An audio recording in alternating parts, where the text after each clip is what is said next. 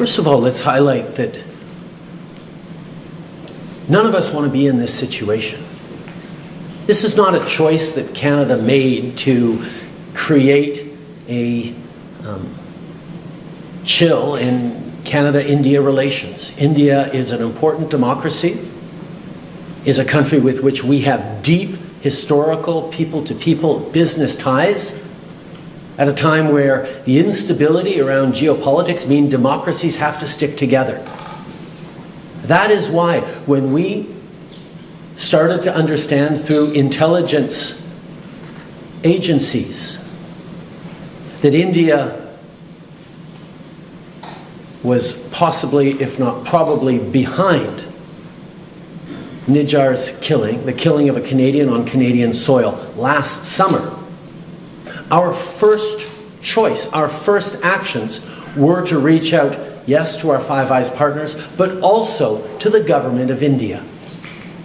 To say, we know this has happened. Work with us to fix this. We don't want to be having this fight, but obviously the killing of a Canadian on Canadian soil is not something that we can ignore as a country. So every step of the way, we have apprised India of what we know. I've spoken directly with Prime Minister Modi. We have engaged with intelligence counterparts. And unfortunately, every step of the way, both after I made the statement in the House of Commons last September and till now, the response of the Indian government has been to deny, to obfuscate, to attack me personally and the integrity of the Government of Canada and its officials and its police agencies.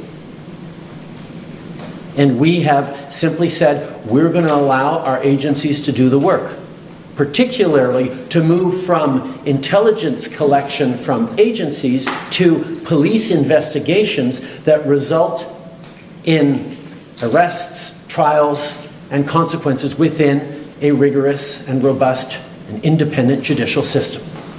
That has been our approach every step of the way. And indeed, over this past week, when the RCMP reached out to its law enforcement counterparts in India, there was a path where we could have worked together to ensure accountability and changes and steps that would have resulted in keeping Canadians safe, because that is our top priority.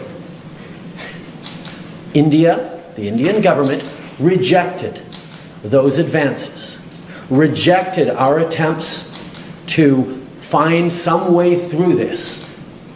And that brought us to this point of having to disrupt the chain of operations that go from Indian diplomats here in Canada to criminal organizations to direct violent impacts on Canadians right across this country. Subscribe to One India channel and never miss an update.